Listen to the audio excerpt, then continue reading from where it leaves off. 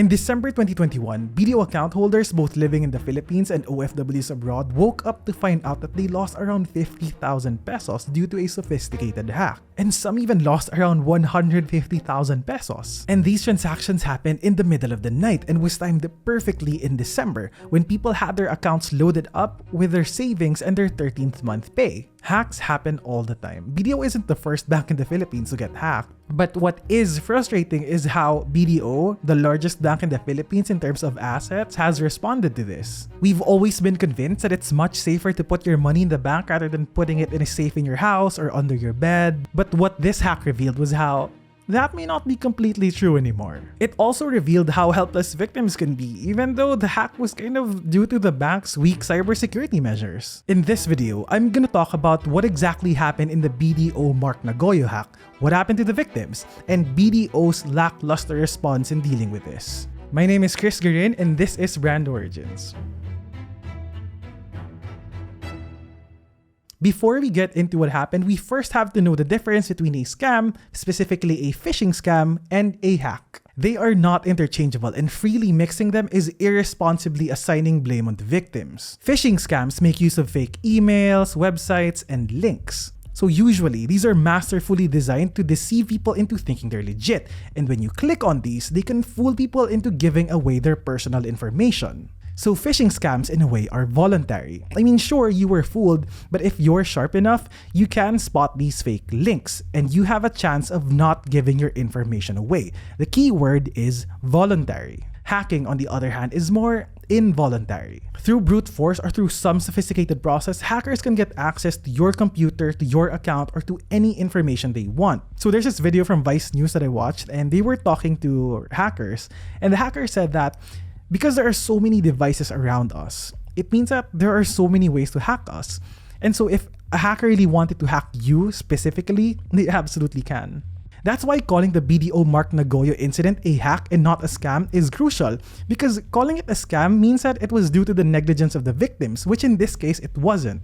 But calling it a hack puts the blame on the bank because victims didn't need to click on sketchy emails and links. They simply woke up with 50,000 pesos less in their accounts. Reports show that this whole thing happened around 10 p.m. to 5 a.m. People woke up, checked their accounts, and noticed that they had less money. And upon checking their transaction history, they discovered that they had at least around 50,000 pesos transferred to a Unionbank account under the name Mark Nagoyo. The reason why it's 50,000 is apparently because that's the maximum amount you can transfer per transaction. Now, some people lost only 50,000 pesos, but many have lost around 150,000 pesos because multiple transactions have been made. Isn't BDO supposed to flag sketchy transactions like these? 700 accounts have reportedly been affected by this, and this resulted in a Facebook group being created whose members are all victims of this hack. What's scary about this is that for us consumers, it's unstoppable. Before this sophisticated hack, what used to happen was, normally, when people would buy items online, part of the process was when you're about to make a payment, in order to verify that the transaction was made by you, the bank sends an OTP to your mobile device, a one-time password.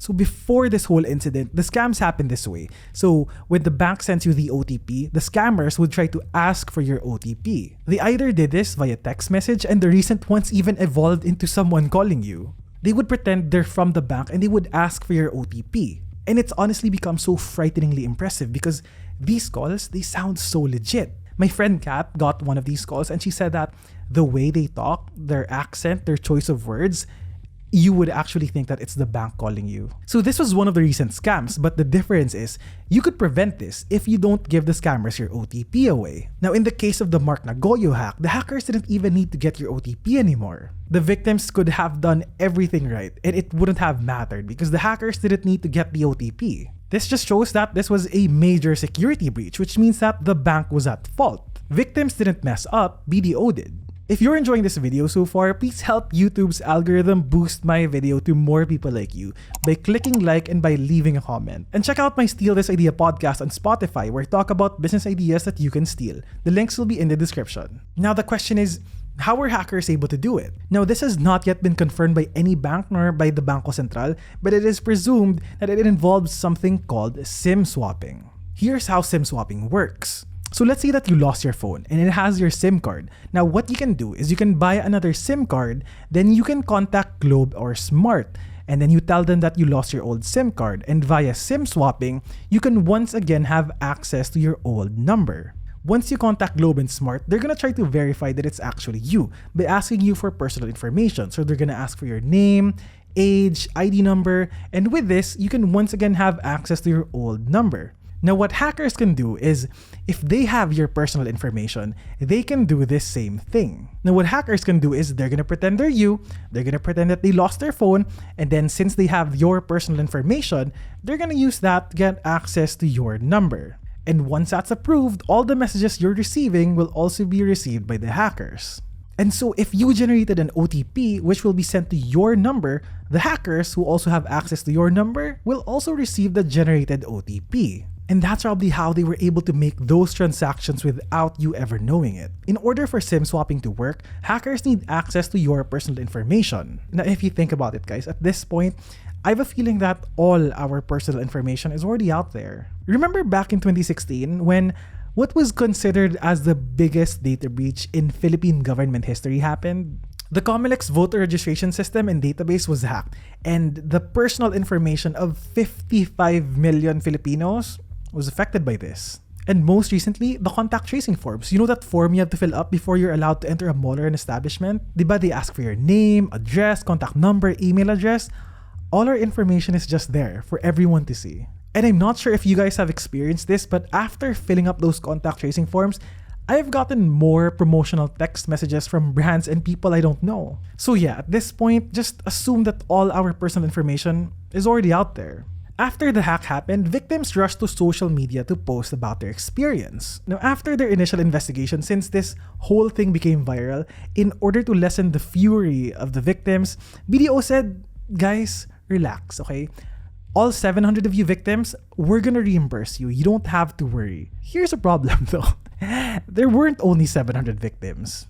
I mean, sure, there were probably 700 victims in that small span when this whole thing became viral, but apparently this whole hack has been happening since like a year ago. There were hacks from as early as April, and there was this one hack from November, and one guy said that he lost around 140,000 pesos, the same way the 700 victims of the December hack lost theirs. But apparently, BDO told him that they're gonna prioritize the 700 first, even though his incident happened way before December. The ones that BDO have been prioritizing are the Mark Nagoyo victims whose money was transferred to a Unionbank account. But then there are so many victims whose money was transferred to accounts in BPI, GCash, and Landbank. Those guys, BDO isn't assisting them.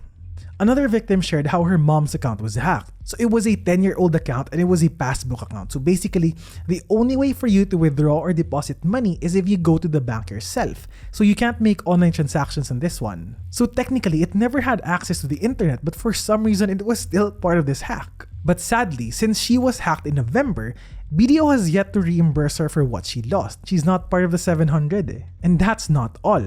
Victims have shared how a lot of the reimbursement requests have been denied. If BDO doesn't feel that you qualify for the reimbursement, you can actually get denied and not get any of your money back. And that's what's been happening with a lot of victims. We find ways to not reimburse you. Imagine that. Imagine waking up to 100,000 pesos less in your account. And so you're stressed and you have anxiety. And you're the one who has to make the effort but to go to BDO, and you have to convince BDO that you qualify for the reimbursement. Imagine that feeling. Now, in a statement, BDO said that BDO made exceptions and shouldered the losses not caused by the clients to maintain good customer relationships, even if the bank is not legally liable. It's as if BDO is saying na, well, technically we don't have to do this, but out of the goodness of our own hearts, we have decided to reimburse everyone. I'm reading people's posts in the group, and a lot of them are saying how hassle it is to go through the process. Like, you have to go to a BDO branch. So there are a lot of OFWs who aren't able to do that. And so what baffles me is that victims are sharing how they feel like BDO doesn't care about them. And of course, there are some BDO superfans who are like, you guys are overreacting, relax lang. You have to go through the process. You have to prove that you qualify for the reimbursement. But dude, have a sense of urgency. 50,000 pesos may not be a lot for some of you, but for a lot of Filipinos, losing 50,000 pesos is a big deal. And all throughout this process, imagine all the stress that the victims are going through because of the uncertainty of whether they're even gonna get their money back. Now here's what I don't understand lang. If BDO decides to reimburse all victims, they can probably recover all that money in a single week. BDO's revenues were up by 95% in 2021. My question is, if BDO rushed the reimbursement process and as a result, they accidentally reimbursed the wrong people, how much would it cost them? If they reimburse 1,000 people at let's say 100,000 pesos each, that's 100 million pesos. That's a lot of money. But for BDO, that's peanuts. On the other end naman, for a Filipino family to lose 50,000, 100,000 pesos in their savings account, that could make or break their lives. Losing that can literally mean that their kids can't go to school, a family member can't go abroad, and some have shared how that money was supposed to be used to pay for hospital bills. If BDO just makes sure that everyone is reimbursed, ignoring the risk of wrongly reimbursing the wrong people, BDO can restore trust in their brand. They can even get customers from other banks. They can tell people, okay guys, we messed up. And you know what? For all the trauma, the stress, we'll make bawi. We'll make the reimbursement process the easiest thing in the world. When you try to apologize, when you try to make amends, you're not there to just even out the playing field. You're there to go beyond.